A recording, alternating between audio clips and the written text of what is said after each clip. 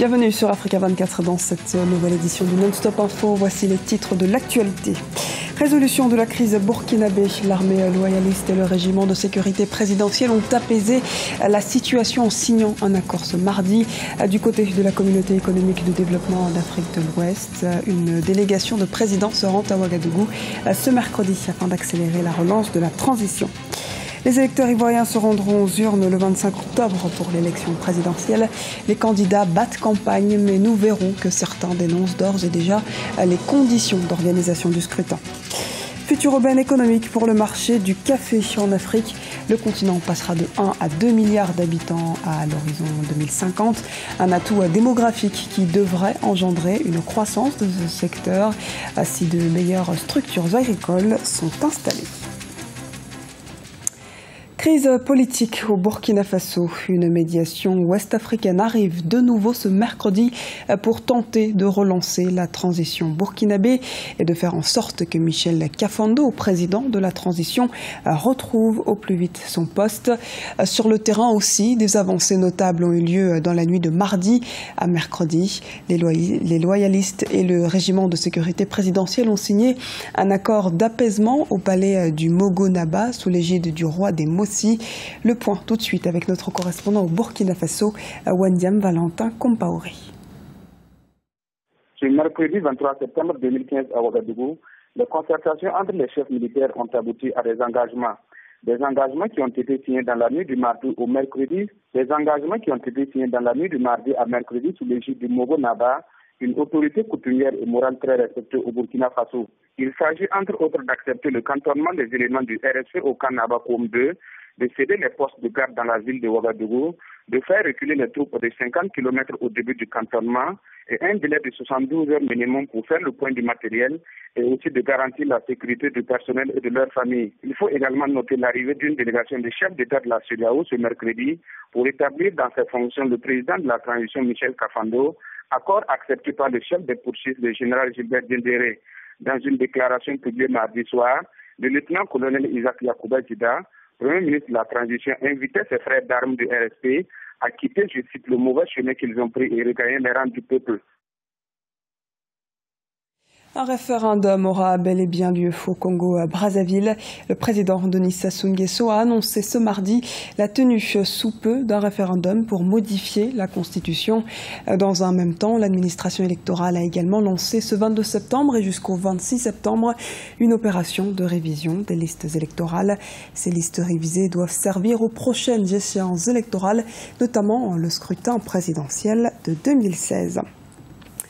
Focus justement sur l'élection présidentielle, cette fois ivoirienne d'octobre 2015. Mamadou Koulibaly, président du Parti Liberté et Démocratie pour la Côte d'Ivoire, ambitionne de briguer le fauteuil de la magistrature suprême. En pleine campagne électorale, il dénonce la crédibilité de la commission électorale indépendante. Les précisions de Déo Gracia Sekpodo.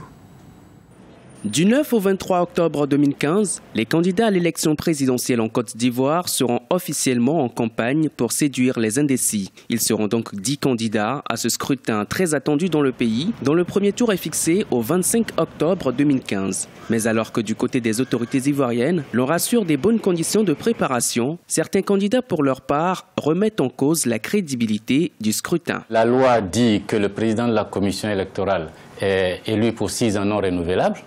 Celui qui est là finit ses 6 ans et est dépassé, et le président Ouattara, candidat, le maintient quand même, ce qui est totalement illégal.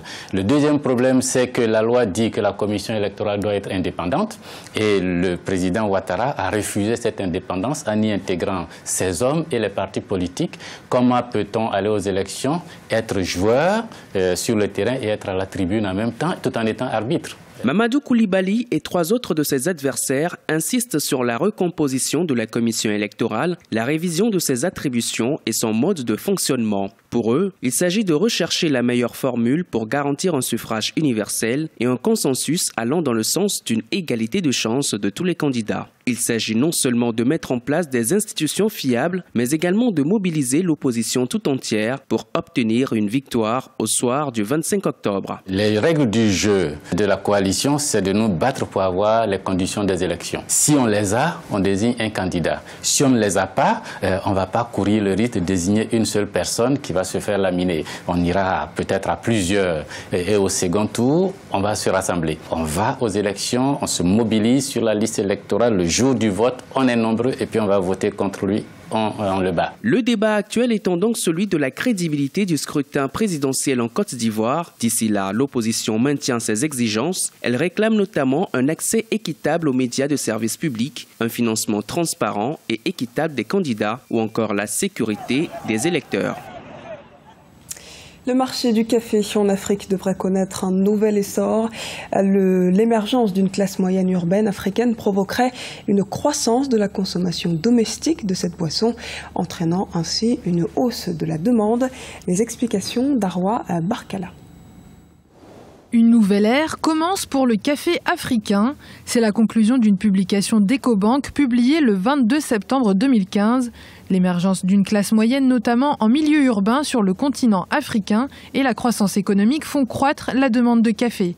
L'émergence d'une classe moyenne est effectivement un marché nouveau, puisqu'on connaît le taux de natalité de l'Afrique. Si je prends un pays comme le Nigeria, en 2050, ce sera le 3e pays le plus peuplé du monde. Donc effectivement, toutes ces personnes vont consommer et le café fait partie des produits qu'ils vont utiliser. Donc ce sera l'un des plus gros marchés dans le monde. Donc maintenant, il va falloir que pour les États africains qui produisent du café, de se préparer à ça. En 2050, un quart de la population mondiale sera africaine, mais pour l'heure, 12% de la production mondiale de café émane de l'Afrique. La demande galopante oblige la mise en place d'infrastructures et de transformations locales. Il faudra également que les agriculteurs soient aidés à ce qu'ils puissent s'organiser en coopérative, par exemple, organiser toute la chaîne de valeur des semences, la récolte jusqu'à la transformation et même l'acheminement pour les besoins de consommation. Tous ces éléments-là seront importants, c'est-à-dire qu'il faudra un certain nombre de leviers, l'accès au financement pour les producteurs, il faudra aussi disposer, en tout cas aider les industries de transformation à pouvoir avoir des plans qui leur permettent de se développer et de mettre à la disposition de la population cette denrée qui sera de plus en plus prisée. Les 3 principaux producteurs de café sont l'Éthiopie avec 6,6 millions de tonnes, l'Ouganda avec 3,8 millions de tonnes et la Côte d'Ivoire avec 2,2 millions de tonnes concernant la campagne 2013-2014. Si la majorité de la production est destinée à l'exportation, la tendance est amenée à s'inverser d'après Ecobank. La Guinée équatoriale diversifie son économie, une nouvelle stratégie de développement qui passe par la dynamisation de plusieurs secteurs. Celui de l'élevage en fait partie et des mesures sont mises en place, notamment en facilitant l'acquisition de bétail et volailles aux éleveurs. Les explications dans ce reportage de notre correspondant en Guinée équatoriale, Policarpo Edoumassa Tsege. Le gouvernement équato-guinéen veut faire de l'élevage un secteur performant capable de satisfaire la demande nationale. Les activités d'élevage sont peu développées en Guinée équatoriale. En conséquence, 80% des produits alimentaires, à l'occurrence viande, poulet, poisson, entre autres, sont importés. La création de la ferme d'Alep, située à 3 km de Bata, s'inscrit dans le cadre du programme de la diversification économique.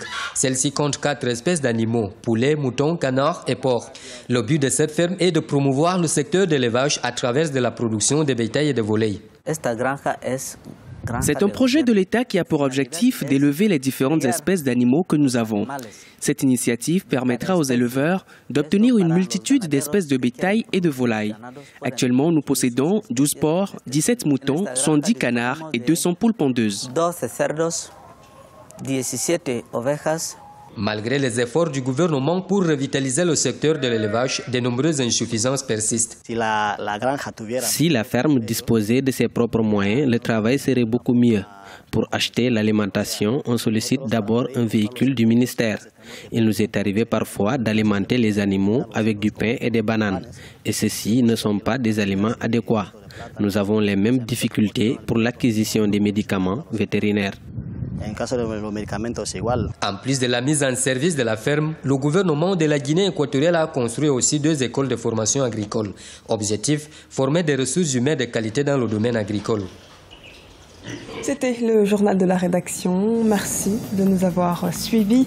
Retrouvez dans un instant une nouvelle édition du Non-Stop Info sur Africa 24.